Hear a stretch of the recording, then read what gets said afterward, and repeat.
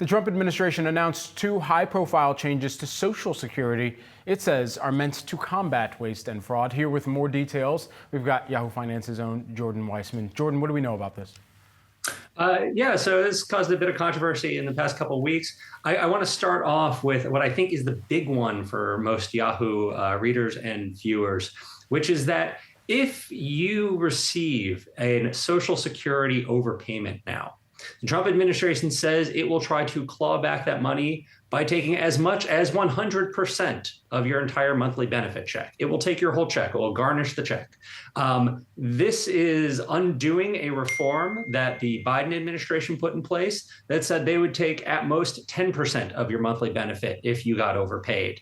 This is going to be a big deal for people on Social Security disability who, because of the weird work rules in that program, often receive overpayments, but it also could affect some seniors. And of course, it's controversial because the reason the Biden administration put that reform in place to start with is that they discovered that some Social Security beneficiaries were getting hit with tens of thousands of dollars worth of overpayment penalties, oftentimes through no fault really of their own, but because of processing delays and things. So, be careful on this one. Be aware that if you get an overpayment, try to do something about it early.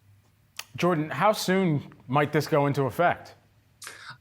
This starts going into effect after March, so it's going forward. It does not apply to people who had overpayments before. Also the second change I want to talk a little bit about, maybe not as big a deal in the scheme of things, but it got a lot of attention, which is that the Social Security Administration is no longer going to allow people to change their direct deposit information over the phone. They're going to make you do it in person or through their online portal. This, they say, is to prevent direct deposit fraud, people calling up and claiming to be a relative and changing someone's account.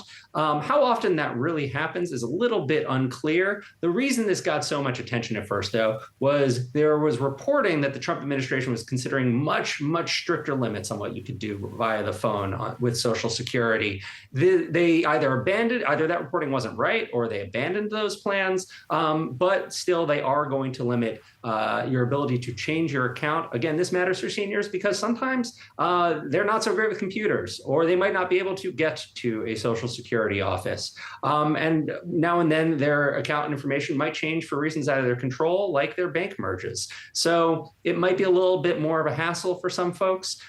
Be aware, if something changes with your direct deposit information, get on it ahead of time before your check is about to land. All right, great tracking these stories. Jordan, appreciate it. And thanks for having me.